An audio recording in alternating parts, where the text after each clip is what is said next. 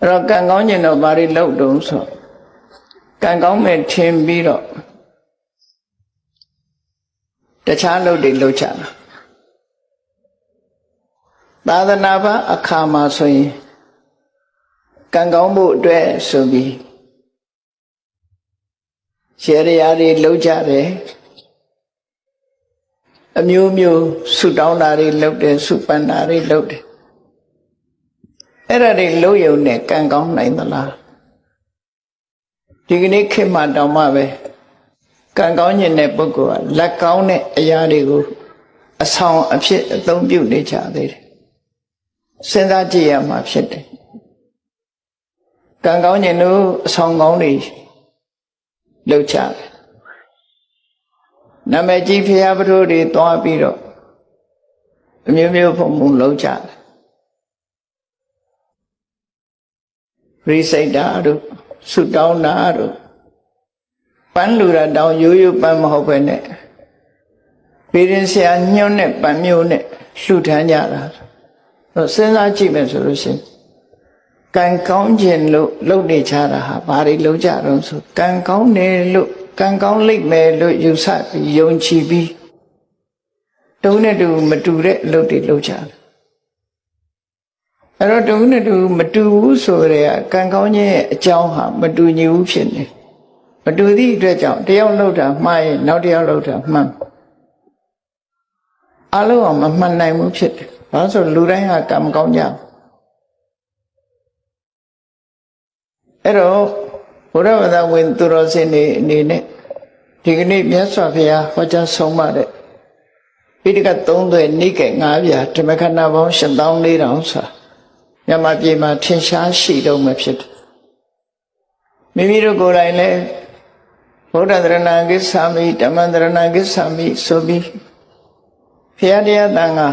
ရဏသုံးပါးကိုစိတ်ကကိုးကွယ်နေကြတဲ့ပုဂ္ဂိုလ်တွေဖြစ်တယ်ဖြစ်ပြီးသည့်အတွက်ကြောင့်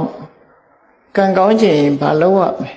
မြတ်စွာဘုရားဘာတွေဟောထားတယ်ဆိုတာသိရှိနားလည်ဖို့အမတန်မှအရေးကြီးအဲ့ဒါမသိပဲနဲ့မှန်းပြီးတော့ကံကောင်းလို့ကံကောင်း냐အဆောင်ကောင်းတွေရှာပြီးတော့လုပ်နေကြတာတကယ်ရောကံကောင်းနိုင်သလားကံကောင်းလို့ရှိရင်တော့မဆိုးဘူးပေါ့သို့တော်တကယ်ကံကောင်းနိုင်သလားဆိုတာဘဝမှာအာမခံချက်ပေးနိုင်တယ်ရှိမရှိအသိဉာဏ်နဲ့ဆုံးဖြတ်ကြအောင်ဖြစ်တယ်ဆိုတော့ကံကောင်းခြင်းနဲ့ကံကောင်းခြင်းအဆောင်ကောင်းလေးဆောင်လိုက်ရင်ကံကောင်းလာမယ်လို့ထင်ကြတယ်တော်များများအဆောင်ကောင်းလေးဆောင်တာနဲ့ကံကောင်းနိုင်ပါမလားဆုတောင်းကြတယ်ဆုတောင်းရုံနဲ့ကံကောင်းနိုင်ပါမလားအဲ့တော့ဒီအဆောင်ကောင်းကိုဘယ်သူကပေးတာတုံးဆိုပေးတဲ့ဆရာလည်းရှိတယ်အဲ့ဒါဆိုလို့ရှိရင်သူကရောပေးတဲ့လူကရောတကယ်ကံကောင်းနေသလားမေးဖို့လိုတယ်လေအဆောင်ကောင်းတွေပေးတဲ့ပုဂ္ဂိုလ်ကရောတကယ်ကံကောင်းသူဟုတ်ကလားနော်ဆစ်ဆရာကိုယ်တိုင်ကတည်တတ်တယ်ဆိုရင်သူကမသေးအောင်ကုနိုင်တယ်ဆိုတာဖြစ်နိုင်ပါမလားဖြစ်နိုင်ဘူးလေအဲ့တော့အဆောင်ပေးတဲ့ပုဂ္ဂိုလ်ကိုယ်တိုင်ကရောကံကောင်းနေသလားဆိုစဉ်းစားဆုတောင်းရုံနဲ့ကံကောင်းနိုင်သလားလို့ဆိုတာစဉ်းစားကြည့်မယ်ဆိုသူလည်းဆုတောင်းမှာပဲငါလည်းဆုတောင်းမှာအဲ့တော့ဆုတောင်းလို့ကံကောင်းမယ်ဆိုလူတိုင်းကံကောင်းကြမှာပဲဒါအားလုံးကဆုတောင်းကြမှာပဲမြတ်စွာဘုရားဟောထားတဲ့မဂ္ဂင်၈ ပါးတရားဆိုတာနိဗ္ဗာန်ထိအောင်ပို့ဆောင်နိုင်တဲ့စွမ်းရည်တတ္တိရှိတယ်လူလောကမှာလည်းပဲကံကောင်းမှုအတွက်ထောက်ကူတွေအများကြီးဖြစ်စေတယ်ဒီလိုဆိုလို့ကံကောင်းမှုဆိုတာအလွယ်လေးနိဗ္ဗာန်ရဖို့သာခက်တာနိဗ္ဗာန်တောင်ပို့ဆောင်နိုင်တဲ့အကြောင်းတရားသည်ကံကောင်းမှုဆိုတဲ့အကျိုးလောက်ကတော့အသာလေးဖြစ်နေပြုလုပ်တာတမွေးဝမ်းကြောင်းလုပ်တာကြိုးစားတာအထောက်တာတတိရှိတာစိတ်တည်ငြိမ်မှုရှိတာဒါတွေကဒီ၈ ခုနဲ့ဖွဲ့စည်းထားတာကိုမက္ခလမ်းကြောင်းလို့ဆိုလိုတယ်ပေါ့အဲ့ဒီလမ်းကြောင်းကြီးကနေသွားရမယ်လို့လောကမှာတန်တရားဥက္ကတောင်လွတ်စေတတ်တဲ့ဒီလမ်းကြောင်းဟာကံကောင်းဖို့ရာအတွက်ကတော့အသာကလေးဖြစ်နိုင်တဲ့လမ်းကြောင်းပဲလို့အဲ့တော့မြတ်စွာဘုရားကဒီလိုလမ်းကြောင်းဖွင့်ပြပြီးမှန်ကန်တဲ့ တရားတွေကိုအိန္ဒိယနိုင်ငံမှာလွန်ခဲ့တဲ့နှစ်ပေါင်း2600ကျော်ကဟောပြောခဲ့တယ်ဟောပြောလို့မြတ်စွာဘုရားဟောပြောချက်အတိုင်းလိုက်နာဆောင်ရွက်ကြသည့်အတွက်ကြောင့်ကံကောင်းသွားကြတဲ့ပုဂ္ဂိုလ်တွေအများကြီးကံဆိုးရာကနေကံကောင်းသွားဆိုပါစို့ပဒါစာရီအကြောင်းအလုံးသိကြတယ်သူလောက်ကံဆိုးတာပဲရှိဘူးလေသူလောက်ကံဆိုးတာပဲရှိတောကြီးမြက်မဲခရီးသွားလာတဲ့အချိန်မှာလူမမဲအရွယ်သားကလေးတယောက်အာကိုရတဲ့လင်းယောက်ျားနဲ့အတူလာအဲ့ဒီမှာလမ်းမှာပဲမီးဖွာတဲ့အချိန်ကလည်းတကယ်ကိုမိုးကအကြီးကျယ်ရွာနေမိုးခိုကြမရှိဘူး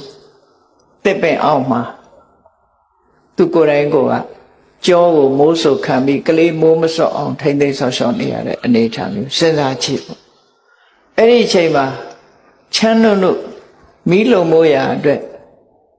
ထင်း600ကိုဆိုမတန်ခဲနေလေထင်းချောက်သွားခွေတာမမြင်မကန်းနဲ့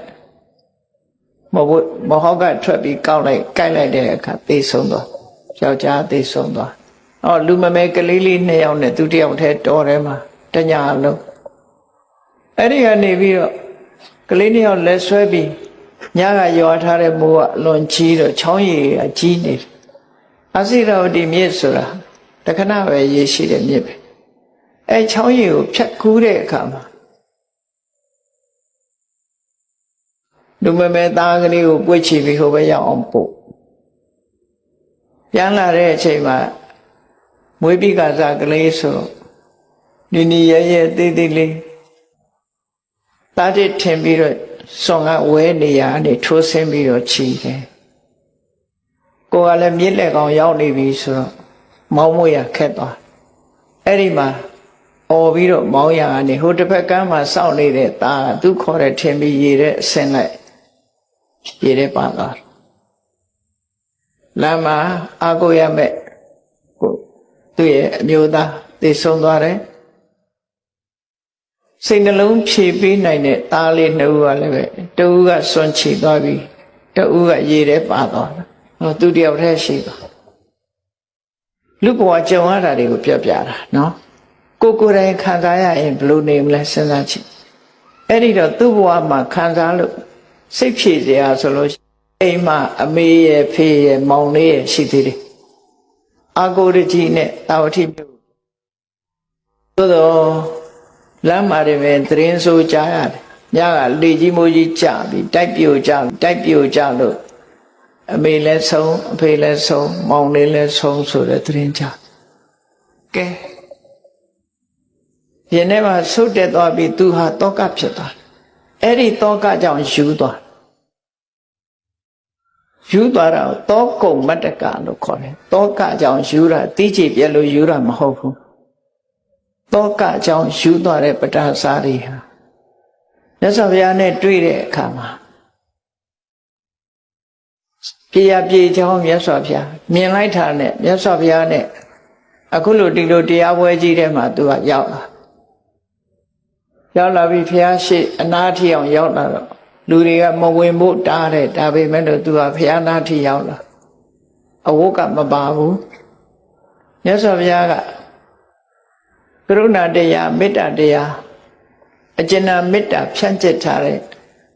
နှလုံးသားရှိတဲ့စကားနဲ့တတိထားပါလို့ပြောလိုက်တဲ့စကားနားထဲဝင်သွားတဲ့အခါသူတောကလေးဟာရော့ကျသွားအဲ့ဒီအချိန်မှာတတိပြန်ရလာတော့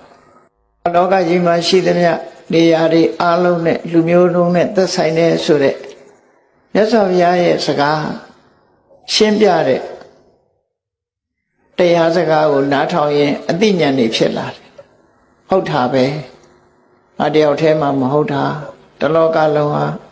အိုခြင်းနာခြင်းသိခြင်းဆိုတဲ့ဆင်းရဲဒုက္ခတွေကြုံတွေ့နေကြတာစဉ်းစားတတ်လားစဉ်းစားဉာဏ်ကမှတောကကိုဖယ်နိုင်တာဖြစ်တယ်အဲ့ဒီချိန်မှာသူတောကရောကြသွားပြီနောက်ဆုံးမှာယဟန်ဘဝရောက်သောတပန်ဖြစ်တရားဆက်ကျင့်တော့ယဟန္တာမဖြစ်သွားတယ်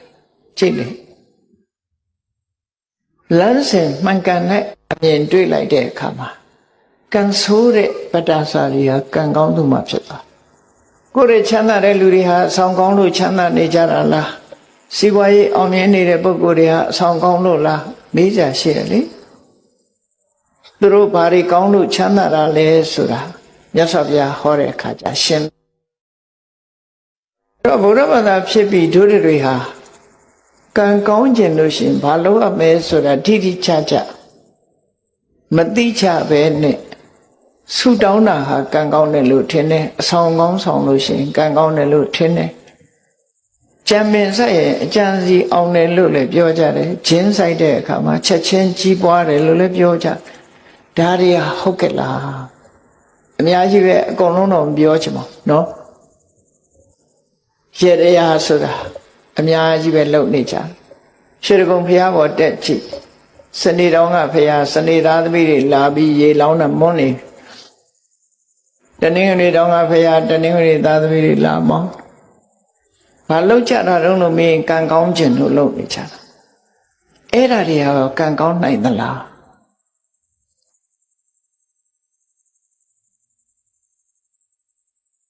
အဲ့တော့တေချာစဉ်းစားတတ်ဖို့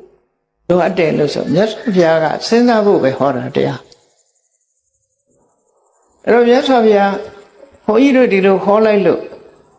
ဗေဒင်ဆရာတွေထိခိုက်သွားတယ်ဆိုလို့ရှိရင်ထိခိုက်အောင်ပြောတာမဟုတ်ပါဘူးထိခိုက်အောင်မပြောယုံတဲ့လူတွေကတော့ရှိမှာမြတ်စွာဘုရားပွင့်လို့ထိခိုက်သွားတဲ့လူတွေလည်းရှိတာစီးပွားတိုးတက်ပါရစေစီးပွားရေးကောင်းပါရစေနဲ့ဆုတောင်းနေလို့မရပါဘူးဒါဘုရားဟောတာပဲနော်စီးပွားဥစ္စာတိုးတက်ခြင်းစီးပွားဥစ္စာတိုးတက်တဲ့နိလန်းကိုမြတ်စွာဘုရားဟောထားတယ်ဘာဟောထားလဲဥဋ္ဌာဏတမ္မရာလုံလဝိရိယနဲ့ပြည့်စုံရမယ်အရခတမ္မရာကိုရှာထားတာအလေလွတ်မရှိအောင်ထိမ့်သိမ်းတတ်ရမယ်သမဇီဝိတာမြတ်မြတ်တရသမွေးထားရမယ်ကလျာဏမေတ္တာမိကောင်းဆွေကောင်းရှိရမယ်အဲ့ဒါဒီဘဝမှာစီးပွားဥစ္စာတိုးတက်ခြင်းအကြောင်းလေးလို့ဒီလိုပဲဟောတာအဲ့ထက်ပဲရေတရားခြေရမယ်လို့မပါဘူးနော်အဆောင်ကောင်းဆောင်ရမယ်လို့မပါဘူးဆိုလိုတာကမြန်မာပြည်မှာဗုဒ္ဓဘာသာလို့သာဆိုသေးတာခဏိချိန်ထိကောတုဟလမင်္ဂလာဆိုတာတွေကမပြောက်သေးဘူးဘယ်နာဒီအစွမ်းတကူရှိတဲ့ပုဂ္ဂိုလ်ပေါ်တယ်ဆိုသွားကြပြီလောက်ကြပြီနော်အဲ့ဒါတွေကမှန်သလားသွားလှူခြင်းတော့လှူပါမလှူပါနဲ့လို့တော့မပြောလို့ဘူးအမှန်မှန်ကိုတော့သိဖို့ပြောရမှာဖြစ်တယ်ပေါ့နော်အမှန်မှန်ကိုသိဖို့လိုတယ်ကိုလုပ်တဲ့အလုပ်ဟာမှန်မှန်ကိုသိဖို့လိုတယ်မှန်မှန်သိရင်တော်ပြီလှူတာကိုယ်သဘောမှန်မှန်သိဖို့လိုတယ်သို့တော့အမှားကိုအမှန်ထင်နေတာတမ္မာဒိဋ္ဌိမဟုတ်ဘူးအဲ့ဒါကြောင့်ဒီကနေ့ထိအောင်ရန်ကုန်မြို့ပါပန္နတော်ပြောပါဦးရန်ကုန်မြို့ကရွှေတကုံသွားကြည့်နော်ဒီကနေ့ထိအောင်ဂျိုးပြေနံပြေတွေနဲ့လှုပ်နေကြတော့မှရှိသေးတယ်အဲ့ဒါဘုရားဘာသာရဲ့အသင်္တရံမဟုတ်ပါဘူးအဲ့တော့မြန်မာနိုင်ငံကလူတွေဟာဘုရားဘာသာစစ်ဖြစ်တဲ့ပုဂ္ဂိုလ်ရှိကောင်းရှိနိုင်တော့လေလူတိုင်းဟာဘုရားဘာသာစစ်မဖြစ်သေးဘူးလို့ပဲပြောရမှာဖြစ်တယ်နော်ဘာကြောင့်လို့ဆိုတခြားနိလန်းတွေပေါ်မှာဆွဲလန်းမှုယုံကြည်မှု superstition လို့ခေါ်တယ် superstition ဆိုတာဆွဲလန်းနေယုံကြည်မှုတွေအဲ့ဒါမြန်မာပြည်မှာဘုရားဘာသာလို့သာဆိုတယ် superstition တွေများကြီးဆွဲလန်းမှုတွေများတယ်ကိုလုံးလာတဲ့လုပ်ငန်းတစ်ခုပေါ်မှာဆွဲလန်းနဲ့လုပ်နေကြတာဖြစ်တယ်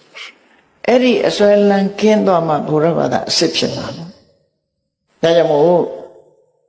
တရားဓမ္မအရာအဆွဲလန်းမထားပဲနဲ့ကြိုးစားအထောက်ဖို့ဒါပဲပြောချင်တာမှဒီမှာဒါကြောင့်မို့တော့ဒါတော့လမ်းစာလေးတွေဖော်ပြောတာနော်လမ်းစာလေးဖော်ပြောတာဒီကံကောင်းခြင်းလို့ရှိရင်စိတ်ထားကိုပြန်ကံကောင်းခြင်းအဆောင်ရှာရမှာအဆောင်ရှောက်ဆောင်ရမှာမဟုတ်ဒီနာကဘုရားဘာသာနိုင်ငံတနိုင်ငံဖြစ်တဲ့ဗမာတွေကခေါ်တော့ယိုရီးယားလို့ခေါ်တယ်ထိုင်းနိုင်ငံအဆောင်ကိုအလုံးကိုမမောတယ်ဗမာပြည်တဲ့ဆိုးတယ်သူကဘုန်းကြီးတို့စီတောင်ရောက်လာတယ်ထိုင်းနေတခါရောက်လာပြီးမလုပ်လဲခေါင်းလေးထိုးပြီးခေါင်းပုတ်ခိုင်းတာ နာနာရိုင်းလိုက်ရင်တော့မှတ်ကောင်းမှတ်သွားလိမ့်မယ်ခေါင်းပုတ်လိုက်တာနဲ့သူက blessing ပေးတယ်ဆိုပြီးကျင့်တတ်ခေါင်းပုတ်ခံရတာဘာကျင့်တတ်เสียခေါင်းကိုယ်ကောင်းလာပုတ်တယ်ဆိုဘယ်ကျင့်တတ်เสียခေါင်းနော်တပြည့်စည်းနဲ့ခေါင်းဖြန်းဖြန်းနဲ့ရလိုက်ရင်သဘောတွေကိုကြတပြေကကလေးနဲ့သာရေပက်လိုက်မယ်ဆိုရင်ပုဂ္ဂိုလ်သဘောကြကံကောင်းသွားတယ်လို့စိတ်ထဲမှာထင်တယ်အာမကိုလောက်ပါဘူးအာမကိုလောက်ဘူးဘုရားဘာသာဆိုပြီးတော့အဲ့ဒါတွေအာမကိုသိမ့်ဘူးလို့ပြောချင်တယ်နော်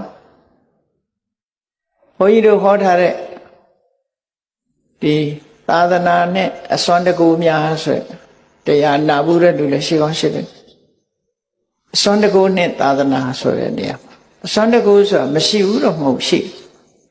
အာကိုလောက်တဲ့အစွမ်းတကူမဟုတ်စွမ်းတကူအာကိုလောက်တဲ့အစွမ်းတကူဟာကိုယ်ထဲမှာပဲရှိကိုယ်ထဲမှာပဲရှိကိုယ်ရင်မှာပဲရှိအဲ့ဒါလည်းပြောကြတာပဲ we are our own architect ကိုယ်တိုင်ပြုပြင်မှရတယ်ကိုယ့်ရဲ့ architect ကကိုယ်ပဲဖြစ်တယ်ကိုယ်ဘဝကိုယ်ပဲပုံဖော်ရမယ်သူများပုံဖော်တာမဟုတ်ဘူးဘာသာတွေကိုလိုက်ကြည့်လိုက်မယ်ဆိုရင်ဘုရားသခင်လူတော်ကြဆွဲဘာသာတွေဟာအများကြီးနေဘုရားသခင်လူတော်ကြဆိုပြီးတော့တေချာစဉ်းစားကြည့်လို့ရှိရင်အတိညာဏ်ကိုထိတ်တန်းမတင်လို့အဲ့လိုဖြစ်တယ်အလုံးကအတိညာဏ်ကိုထိတ်တန်းတင်စေခြင်းနဲ့ဟုတ်မို့စဉ်းစားမြတ်စွာဘုရားကတော့စဉ်းစားခိုင်းနေအကုန်လုံးသူပြောတာတောင်မယုံနဲ့အောင်စဉ်းစားလို့ခိုင်းတာသူ့ကိုလည်းဝေဖန်ခိုင်းတယ်တရားကုံတော်6ပါးတဲ့သိတယ်မဟုတ်လားတန်ဒိဋ္ဌိကိုယ်တိုင်မြင်နိုင်တယ်ကိုယ်တိုင်သိနိုင်တယ်သို့တော့ကိုယ်တိုင်သိဆိုလူတိုင်းသိလားလို့ဆိုပစ္စတံဝေရိတဘောဝိညုဟိပညာရှိမှသိမှာအသိဉာဏ်ရှိဖို့လိုတယ်အဲ့ဒါကြောင့်မလို့မြတ်စွာဘုရားဟောတဲ့ဟာအဆုံးအမစကားသာလင်ဖြစ်တယ်အဲ့ဒီအဆုံးအမစကားဟာမှန်ကန်တဲ့အဆုံးအမစကားဖြစ်လို့နားထောင်ရုံတက်တဲ့နဲ့မပြီးပါဘူးဆေးနဲ့အလားတရံတူတယ်ဆေးဆိုတာတောက်မှအကျိုးရမှာဖြစ်တယ်ညွှန်ကြားထားတဲ့ဆေးကိုတောက်ဖို့လိုတယ်လို့ပဲမြတ်စွာဘုရားရဲ့အဆုံးအမဆိုတာလဲဘာလဲလို့မေးလို့ရှိရင်မလုပ်ရမှနဲ့လုပ်ရမှာဒီနှစ်ခုပဲပြောတာနော်မလုပ်ရမှနဲ့လုပ်ရမှာဒီနှစ်ခုပဲပြောတယ်ကိုယ်သားသမီးကိုဆုံးမတဲ့မိဘတွေအခုဒီထဲမှာမိဘတွေအများကြီးပါတယ်သားသမီးကိုဆုံးမတာ2မျိုးပဲဆုံးမတာကိုယ့်ကိုယ်လည်းစဉ်းစားကြည့်တို့ဆုံးမတာ2မျိုးတည်းဆိုတာဟုတ်လားဒါမလုံးနဲ့ဒါလုံးဒီလမ်းမသွားနဲ့ဒီလမ်းသွားဒါပဲမဟုတ်လားမလုံးရမှနဲ့လုံးရမှဒီတစ်ခုပဲပြောတာပဲအချင်းချုပ်လိုက်လို့ရှိရင်မလုံးရမှနဲ့လုံးရမှဒီတစ်ခုပဲပြောမြတ်စွာဘုရားကလည်းဆုံးမတယ်ဆိုတာဒါပဲပြောတာဒါမလုံးနဲ့ဒါလုံးမလုံးရမှနဲ့လုံးရမှဒီနှစ်ခုပဲပြောအဲ့ဒီနှစ်ခုသေးသေးချာချာနားလည်ပြီးတော့ကံကောင်းကျင်လို့ရှိရင်မလုံးရမှကိုရှောင်လုံးရမှကိုလှုပ်ဆောင်ဟောတာကံကောင်းခြင်းအကြောင်းပဲဖြစ်တယ်နော်စေရနာကောင်းလင်ကံကောင်းသည်လို့ပြောတာဟာကစေရနာတစ်ခုတည်းကိုဥတည်ပြောတာအခုဒီကနေ့ညမြတ်စွာဘုရားဟောတဲ့တုတ်တန်တစ်ခုအရာကံကောင်းအောင်တို့ဘာတွေလုပ်ရမလဲကြည့်မြတ်စွာဘုရားကကံကောင်းခြင်းလင်စိတ်ဓာတ်ကိုပြင်တဲ့ကိုယ်စိတ်ဓာတ်ကိုပြင်ရမယ်စိတ်ဓာတ်ပြင်ရမယ်ဘာတွေပြင်ရမလဲကံကောင်းတဲ့ဆိုတာဘာလဲကိုယ်တဏ္ဍာမှာကောင်းတဲ့ကံဆိုတာဟာကောင်းကျိုးချမ်းသာပေးမှကံကောင်းတယ်လို့ခေါ်တာလေကံဆိုတာ2မျိုးပဲရှိတယ်ကုသိုလ်ကံနဲ့အကုသိုလ်ကံကုသိုလ်ကံဆိုတာကောင်းတဲ့အပြစ်ကင်းပြီးကောင်းကျိုးချမ်းသာတွေကိုပေးတာကိုကုသိုလ်ကံလို့ခေါ်ပြီးတော့အကုသိုလ်ကံကြတော့အပြစ်ရှိပြီးတော့ဆင်းရဲတဲ့အကျိုးကိုပေးတာကိုအကုသိုလ်ကံလို့ခေါ်တယ်အဲ့တော့ကံကောင်းဆိုတာကုသိုလ်ကံကိုပြောပြီးကံဆိုးဆိုတာအကုသိုလ်ကံကိုပြောတယ်နော်လောကလူတွေကကံဆိုးကံကောင်းကိုကုသိုလ်အကုသိုလ်ကံမပြောဘဲနဲ့ထီပေါက်ရင်လည်းကံကောင်းတယ်လို့စီးပွားဥစ္စာတက်လာရင်လည်းကံကောင်းတယ်လို့ထင်အဲ့ဒါတကယ်ကတော့ကံရဲ့အကျိုးသာလည်းဖြစ်တယ်ကံကောင်းတာမဟုတ်သေးဘူးနော် တယောက်တယောက်နှုတ်ဆက်တဲ့အခါတို့ဆူတောင်းတဲ့အခါကျကံကောင်းပါစေပြောကြ good luck ဆိုတာနော်ဗမာပြည်ကလူတွေသာဒီလိုပြောတာမဟုတ်ဘူးဗမာစကားနဲ့မဟုတ်တဲ့အခါကျတော့လေ good luck ပဲကံကောင်းပါစေလို့ပြောကြတာအဲ့တော့ကံကောင်းတာထီပေါက်ရင်လည်းကံကောင်းတယ်လို့ပြောတယ်စီးပွားဥစ္စာတိုးတက်ရင်လည်းကံကောင်းတယ်လို့ပြောတယ်အစည်းတဲ့ကလွတ်သွားရင်လည်းကံကောင်းတယ်လို့ပြောတယ်အဖမ်းမခံရရင်လည်းကံကောင်းတယ်လို့ပြောတယ်အမျိုးစုံပဲကံကောင်းတယ်လို့ပြောတာတွေကအဲ့ဒါဟာဆိုးချိုးကလွတ်မြောက်နေတာကိုကံကောင်းတယ်လို့ပြောတာကံဆိုတာအကြောင်းတရားသာလင်ဖြစ်တယ်အဲ့တော့အကြောင်းတရားကောင်းအောင်လုပ်ဖို့လိုတယ်ဆိုတာမမေ့ဖို့ပေါ့နော်မမေ့ဖို့အဲ့တော့မြတ်စွာဘုရားဟောတာတမပတ္တိဆိုတဲ့သုတ်တံမှာဟောထားပုံလေးကြည့်ကံကောင်းတယ်ဆိုတာကိုယ်တဏ္ဍမှာကုသိုလ်တရားတွေဖြစ်မှကံကောင်းတယ်လို့ပြောလို့ရတယ်ဘာလို့လို့ဆိုရင်အနဝိဇ္ဇာဒုက္ခဝိပါကလက္ခဏာအပြစ်ကင်းပြီးကောင်းကျိုးချမ်းသာတွေကိုပေးနိုင်တာကုသိုလ်တရားတဲ့အဲ့ဒီကုသိုလ်တရားကိုယ်တဏ္ဍမှာရှိဖို့ဒါကြောင့်မို့ကံကောင်းခြင်းစိတ်ထားကိုပြင်စိတ်ထားကြတော့ပြင်မွေးရမေ့ကြသတိမထားကြဘူးဘုရားဘာသာဖြစ်ပြီးတော့စိတ်ထားမကောင်းတဲ့လူတွေအများကြီးဖြစ်ဘုရားဘာသာဖြစ်ပြီးမြတ်စွာဘုရားရဲ့အဆုံးအမနဲ့အညီမနေနိုင်မဲနဲ့စိတ်ပုတ်စိတ်ယုတ်တွေနဲ့နေကြတာတွေကအမတန်မှများအဲ့တော့စိတ်ထားကိုဘယ်လိုပြင်ရမလဲလို့ဆိုတာကိုကြည့်မြတ်စွာဘုရားရဲ့အဆုံးအမအပေါ်သို့မဟုတ်ကောင်းတဲ့အလုပ်လုပ်ရတဲ့အပေါ်မှာယုံကြည်မှုစိတ်ဝင်စားမှုနေပါတာကိုအတ္တထသရတရားကိမဲ့ခြင်းလို့ဆိုရလို့လူတယောက်ဟာစိတ်ဝင်စားဘူးဆိုရင်ကိုယ်အိမ်မှာကိုယ်ဝယ်ထားတဲ့ဘုရားကတော်တန်ရှင်းလုပ်ချင်မှလုပ်မှလေစိတ်ဝင်စားပန်းလဲဖို့လည်းစိတ်ဝင်စားဥပုံနေဥပုဆောင်ဖို့လည်းစိတ်ဝင်စားမနဲ့ထားတန်ဃာတွေဆွမ်းလောင်းဖို့ဆိုစိတ်ဝင်စားအဲ့ဒီလိုတရားပွဲရှိလို့တရားပွဲသွားဖို့တရားနာဖို့စိတ်ဝင်စားအဲ့ဒါအတ္တထလို့ခေါ်တယ်အဲ့ဒီအတ္တထဆိုတဲ့မယုံကြည်မှုရှိလို့ရှိရင်စိတ်ကောင်းတဲ့အလုပ်ကိုစိတ်မဝင်စားဘူးဆိုရင်ကံမကောင်းဘူးတဲ့ဒါကြောင့်ကံမကောင်းစေတတ်တဲ့စိတ်မဝင်စားဘူးကောင်းတဲ့အလုပ်ပေါ်မှာစိတ်မဝင်စားဘူးဆိုတဲ့တရားတရားကင်းမဲ့နေတဲ့စိတ်ထားကိုတရားတရားထက်သန်တာနဲ့ပြုပြင်ပေးလိုက်ပါစိတ်မဝင်စားရင်စိတ်ဝင်စားအောင်လုပ်ပါဘယ်ဆရာတော်တရားဟောမြတ်စွာဘုရားတရားတွေကပဲဟောကြမှာပဲဖြစ်တယ်သွားပြီးတော့တရားနာပါနာပြီးတော့တရားနာမယ်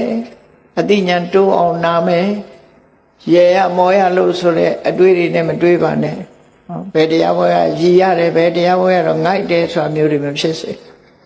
တရားနာတယ်ဆိုတာဘာအတွက်နာအတိညာရဖို့နာအနုဆိုလည်းကအညောင်းခံပြီးဘာလို့လာငုတ်တုတ်ထိုင်မလို့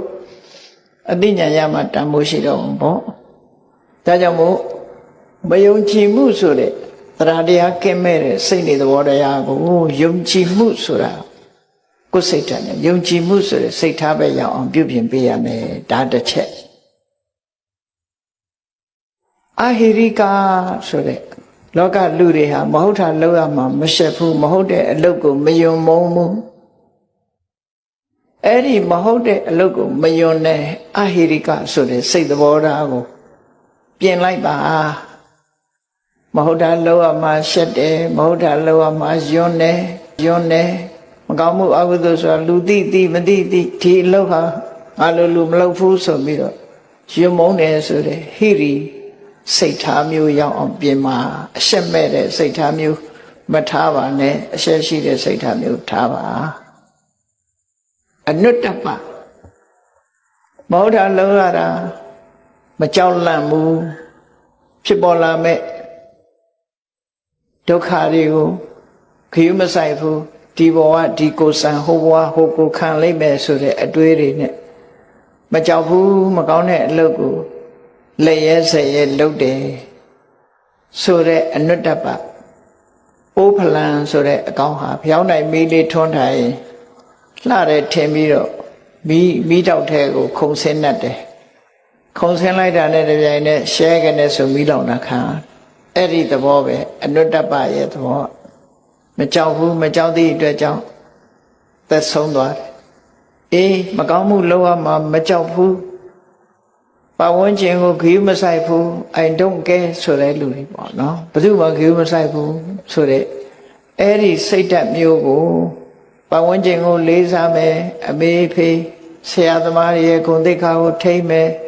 ကိုယ်ပတ်ဝန်းကျင်ကိုလူမျိုးကိုထိမ့်မယ်ဆိုတဲ့ပတ်ဝန်းကျင်ကိုလေးစားတဲ့စိတ်ဓာတ်မျိုးထားပါပြင်ရမှာဖြစ်တယ်ပေါ့မကောင်းတဲ့အလုပ်ကိုမလုပ်ဘူးနောက်တစ်ခုကဘာတော့ဆိုလူတွေမှာစိတ်ဓာတ်နှမျိုးရှိတယ်အလုပ်တစ်ခုလုပ်ချင်လုပ်မယ်ဆိုရင်အချိန်ဆွဲတယ်အပြင်းထူတယ်နော်အပြင်းထူတယ်အချိန်ဆွဲတယ်ဆိုဘယ်လိုဆွဲလဲဆိုစောပါသေးတယ်နော်စောပါသေးတယ်စောနေတဲ့အချိန်ဆိုရင်စောသေးတယ်နော်ရာသီဥတုကအေးလို့ရှိရင်လည်းရာသီဥတုကအေးတယ်အေးလွန်းနေတယ်ပူတဲ့အခါကျတော့လည်းပူလွန်းနေနောက်ကျသွားလို့ရှိရင်လည်းနောက်ကျသွားပြီစင်ကြီးလေးတွေပေးပြီးတော့လူဟာအပြင်းထူတတ်တယ်အဲ့ဒီအပြင်းထူအချိန်ဆွဲတဲ့အကျင့်ကိုစိတ်နေသဘောထားကိုဖယ်ရှားပြရမယ်ဘယ်လို့ကိုကစောစီစီရောက်အောင်လုပ်ပြီးတော့ကိုယ်လုပ်ပြီးအောင်ကြိုးစားမယ်ဆိုတဲ့လုံလဝိရိယရှိရနော်အဲ့လိုလုပ်တဲ့အခါမှာစင်ကြီးပေးတတ်တဲ့လူတွေအလူပွဲတစ်ပွဲလူတယောက်ရောက်လာတဲ့အခါမှာဝေယဝိဆလှုပ်ရှားတွေတွေ့တော့ကျွန်တော်အလှပွဲကြီးဝိုင်းလှုပ်ချင်လိုက်တာဗျာဒါပေမဲ့ထမင်းကမစားသေးလို့ဗိုက်ဆာလို့ဝိုင်းတော့ဝေယဝိဆတွေလှုပ်ချင်ပါတယ်ဒါပေမဲ့ဗိုက်ကစားနေသေးတယ်ဆိုအဟုတ်ထင်ပြီးသူထမင်းကျွေးကြထမင်းစားပြီးတဲ့အခါလှုပ်ရှားရှိတယ်လေအများကြီးကျုပ်လှုပ်ချင်တယ်ဗျာဒါပေမဲ့ဗိုက်ကလေးနေတယ်ခုအဲ့တော့ထမင်းစားတော့ကလည်းစားလို့အကြောင်းပြထမင်းစားပြီးပြန်တော့လည်းဗိုက်လေးလို့အကြောင်းပြမလှုပ်တာတူပဲလေအဲ့ဒါအချိန်ဆွဲခြင်းအပြင်းထူခြင်းပဲဖြစ်တယ်လောကမှာနေတဲ့ပုဂ္ဂိုလ်တွေဟာအချိန်ဆွဲခြင်းအပြင်းထူခြင်းဖြင့်ကြီးပွားတိုးတက်မှုမရနိုင်ဘူးတဲ့ဒါကြောင့်မို့ပြင်းရခြင်းအပြင်းထူခြင်းအချိန်ဆွဲခြင်းဆိုတဲ့အကျင့်ဆိုးစိတ်နေသဘောထားတွေကိုပြင်ပြီးတော့ဘာလို့နောက်မဆုတ်ပဲတက်ကြွချိုးစားအထုတ်ပဲဆိုတဲ့လုံလဝိရိယစိတ်နေသဘောထားကိုပြင်မှာအဲ့ဒါဆိုရင်ကံကောင်းလာပါလိမ့်မယ်ကံကောင်းခြင်းအဲ့ဒါလုပ်ဖို့လိုအဆောင်နေဆောင်းမနေနဲ့ဒီတိုင်းနေနော်ကံကောင်းလာလိမ့်မယ်နောက်ဆုံးအရေးကြီးဆုံးကတော့ဘာလို့ဆိုရင်စဉ်းစားဉာဏ်မရှိဘူးဆိုရင်ကံမကောင်းနိုင်ဘူးလုံးတင်တာနဲ့မလုံးတင်တာမစဉ်းစားတတ်ဘူးစီးပွားရှာတဲ့အခါမှာလည်းပဲဒီဆင်ញင်တုံတရားမရှိဘူးဆိုရင်စီးပွားဥစ္စာမဖြစ်ဘူးဆင်ញင်တုံတရားရှိအသိဉာဏ်ကျဲပြန့်စီးပွားအထုတ်မယ်ဆိုလို့ရှိရင်စီးပွားဥစ္စာဖြစ်တယ်တိုးတက်များပြားသွားတဲ့ပုဂ္ဂိုလ်ကစီးပွားဥစ္စာဒီပန္တနောမျိုးကနေပြီးတော့ကပ္ပကုလသမဂ္ဂမှာအတွင်းဝင်ချုပ်ထီအောင်ဖြစ်သွားတာဥတ္တန်ဆိုတာအလုံးသိနေကြသူဟာပြင်းထူနေလို့ဖြစ်တာလားကြိုးစားလို့ဖြစ်တာလားပညာမဲ့ရဲ့တန်းနဲ့ဖြစ်တာလားပညာရှိလို့ဖြစ်တာလားပြောကောင်းပြောကြလိုက်မယ်ဥတ္တန်ကံကောင်းတယ်လို့နော်တကယ်ကတော့ဥတ္တန်မှာအခုလို့အရေးချင်းကောင်းနေရှိလို့ဖြစ်တာဖြစ်တယ်သူဟာအပြင်းမထူဘူးပညာထက်မြက်တယ်မကောင်းတဲ့အလုပ်ကိုရှက်တယ်ဥတ္တန်ရှစ်ပုံလေးတစ်ခုပြောပြမယ်နော်ဗမာဥတ္တန်ဆိုတဲ့အထုပ္ပတိစာအုပ်ကိုပထမအင်္ဂလိပ်လိုရေးတာ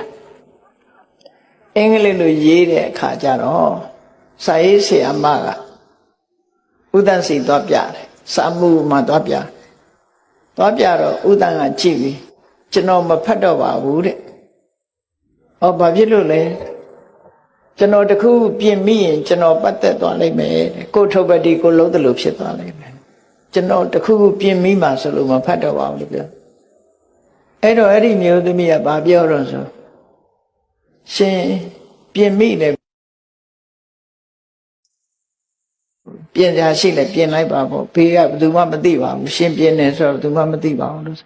ကျွန်တော်သိတယ်လေတဲ့သူပြောတာအဲ့တော့သူဟာမဟုတ်တာမလုပ်ချင်ဘူးဆိုစိတ်ဓာတ်မထင်ရှားပဲဘူးလား နော်သူမပတ်သက်ချင်ဘူးဆိုတာကိုဘယ်သူမှသိမသိတာအဓိကမဟုတ်ဘူးသူပတ်သက်နေတာမလုပ်ချင်သူထုတ်ပတ်တိကိုသူရေးတယ်ဆိုတော့သူစိတ်ထဲမှာဝါကြွားတယ်လို့ထင်ကောင်းထင်မိလိမ့်မယ်တချို့ချက်တွေအကယ်၍စာရေးဆရာမကရေးထားတာမပြည့်စုံမှုဆိုရင်သူကဖြည့်လိုက်လိမ့်မယ်ဖြည့်လိုက်လို့ရှိရင်သူဖြည့်လိုက်တဲ့ဟာအမှန်မှန်ဖြစ်စေကမူသူဖြည့်လိုက်သည့်အတွက်ကြောင့်ဝါကြွားတယ်လို့ဖြစ်ခြင်းနဲ့ဖြစ်သွားအဲ့ဒါမျိုးကိုသူကိုယ်တိုင်မပတ်သက်ချင်ဘူးလို့ပြောတယ်ဘယ်သူမှသိတာမှမဟုတ်ပဲနဲ့ဆိုကျွန်တော်သိတယ်လေတဲ့ပြောတယ်တခွန်းပဲပြန်ပြောတော့ကျွန်တော်သိတယ်အဲ့ဒီထုတ်ပတိစာအုပ်ဏိဌာန်ဖတ်ဖူးရင်သိပါလိမ့်မယ်ဒီလိုရေးထားတယ်ဆိုတာနော်အဲ့တော့မြတ်စွာဘုရားဟောတဲ့တရားတော်နဲ့အညပဲမြတ်စွာဘုရားကဟောတယ်လေအေးတိတ်ကွယ်ရမှာမဟုတ်တာတွေလောက်တာလူတွေအထင်ရတယ်ဘယ်သူမှမသိဘူးလို့ထင်ကြတယ်တဲ့မြတ်စွာဘုရားပြောတယ်အတ္တတိပုရိသဇာနာတိမင်းသိတယ်လေတဲ့သူများမသိပြီမင်းသိပါမယ်ကွယ်ရမှာကိုယ့်အကိုတိတ်ပုံမဟုတ်တာလောက်တာသူများမသိဘူးဆိုရင်ကိုသိနေတယ်မဟုတ်တာတွေကိုကွယ်ရမှာလောက်တယ်အဲ့ဒီလိုကွယ်ရလုံးလို့မရဘူးတဲ့ကွယ်ရဆိုမရှိပါဘူးတဲ့ဘာလို့လဲဆိုအတ္တတေပုရိသဇာနာတိယတိကာတိဝနာဝမင်းလောက်တာမင်းလောက်တယ်မလောက်ဘူးဆိုတာမင်းကိုယ်တိုင်သိနေတယ်လေကွယ်ရပဲဟုတ်လေဘယ်သူမှမသိဘူးဆိုတာမဟုတ်ဘူးမင်းသိနေတယ်ကိုသိနေတာသိပြီလဲရှက်เสียမကောင်းဘူးလားတို့တွေကံကောင်းပြီးကြီးပွားတိုးတက်ခြင်းနဲ့ဆိုလို့ရှိရင်ဝိရိယရှိရမယ်ပညာရှိရမယ်ကိုချင်းတရားကောင်းမွန်ရမယ်ကောင်းတဲ့အလုပ်ပေါ်မှာစိတ်ဝင်စားရမယ်ဆိုတဲ့စိတ်ဓာတ်တွေမိမိရဲ့တဏ္ဍာမှာမရှိသေးရင်ရှိအောင်ရှိပြီးလို့ရှိရင်တိုးတက်ရှင်သန်များပြားခိုင်မာလာအောင်ကြိုးစားအထောက်ကြအမှာဖြစ်တယ်လို့ကိုယ်စီမှတ်သားပြီးကျင့်ကြံပွားများကြိုးစားအထောက်နိုင်ကြပါစေကုန်သတည်း